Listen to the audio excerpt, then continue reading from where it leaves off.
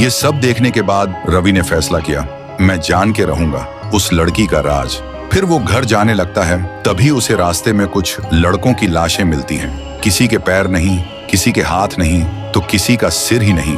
ये देख के रवि का डर और बढ़ जाता है। सोचता है अब तक तो लाशें गायब होती थीं, लेकिन अब तो लाशें मिलने लगी हैं। वो सीधा कुएं के पास जाता है और जोर से चिल्लाता है, बस बता दो तुम कौन हो, इतना दर्द क्यों, क्या चाहती हो तुम हम सबसे।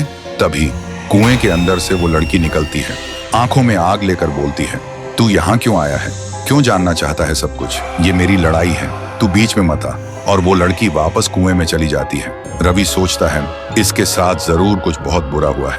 अगली सुबह रवि गांव वालों को इकट्ठा करता है और बोलते हैं, अगर किसी को कुछ पता है तो अब बता दो, वरना इस बार कुछ ज्यादा ही भयानक हो सकता है। गांव वाले रोते हुए कहते हैं, उसके बारे में हमें कुछ नहीं पता। फिर रात होती है और इस बार वो लड़की सीधा लोगों के घर में घुस जाती है, लड़कों को मारने के लिए। हर तरफ सिर्फ चीखें थीं, लोग डर के मारे इधर उधर भाग रहे थे। तभी रवि उस लड़की के सामने आ जाता है और लड़की उसे जोर का एक थप्पड़ मार देती है। रवि बेहोश हो जाता है।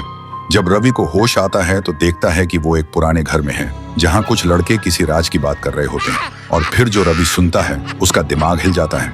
वो लड़की कोई और नहीं, गांव की ही एक सीधी साधी और मासूम अनाथ लड़की थी। नाम था मीरा। एक दिन मीरा स्कूल से घर जा रही थी, तभी कुछ लड़कों ने उसे छेड़ना शुरू किया। मीरा चिल्लाई, मैं सबको बता दूंगी। तभी उन दरिंदों ने उसे उठाया और जिंदा कुएं में फेंक दिया।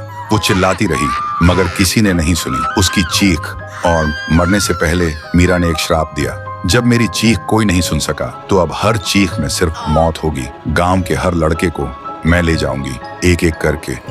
इस सब सुनते ही रवि घबरा जाता है। अब वो सब कुछ समझ जाता है, ये बदला है, एक आत्मा का बदला। अगली सुबह रवि पूरे गांव को सच बताता है। सुन के गांव वाले गुस्से से भड़क उठते हैं और कहते हैं, उन दरिंदों को वही मिलना चाहिए जो मीरा के साथ हुआ। फिर गांव वाले उन दरिंदों को पुलिस के हवाले कर देते हैं और रात को पूरा गांव कुएं के पास इकट्ठा होता है। सब रो रो के कहते हैं, मीरा तुम्हारे गुनहगारों को अब सजा मिल चुकी है, अब हमें छोड़ दो। जो तुम्हारे साथ हुआ उसका हमें अफसोस है।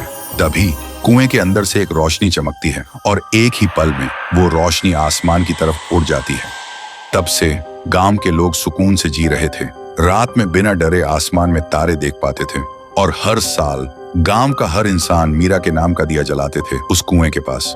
तो दोस्तों, अगर तुम एक अच्छे इंसान हो और तुमने मीरा के दर्द को दिल से महसूस किया है तो इस वीडियो को लाइक करो और कमेंट में एक दिया जरूर छोड़ना।